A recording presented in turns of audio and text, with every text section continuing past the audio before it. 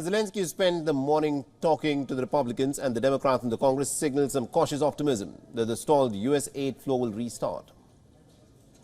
Вони були більш ніж позитивні, але ми знаємо, що є слова, а є конкретний результат. Ми будемо count on the great result. Thank you. Now, the United Front at the White House contrasted with the growing divisions in the Capitol Hill. Leading Republican figures are insisting that renewing Ukraine aid will actually depend on the Democrats first agreeing to major immigration reforms. They're even questioning whether the war against the Russian invasion should continue. Now, the Republican House Speaker Mike Johnson has expressed little enthusiasm for approving Biden's request for the $60 billion in terms of fresh assistance. Moscow, meanwhile, has claimed fresh battlefield advances and has predicted any new assistance for Kiev will be a complete fiasco.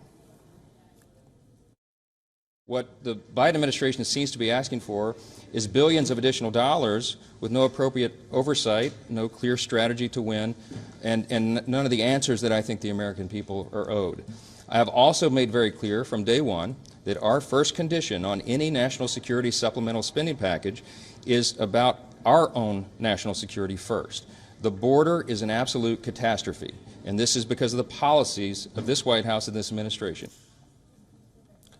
The Republican Senator J.D. Vance, close to the party's leader and likely the 2024 presidential candidate Donald Trump, said that Zelensky was gross for pressurizing the Senate. Russia said that it is in fact pressing ahead on the ground, just as Ukraine's freezing winter is deepening and Moscow's air attacks on Ukraine's cities increase. Russia said that it has launched a massive offensive with armored vehicles in another part of the front near Avdiivka in the east. In a blow that has been felt by the civilians behind the front lines, Ukraine's main mobile operator has said that it has been paralyzed by a powerful hacker attack.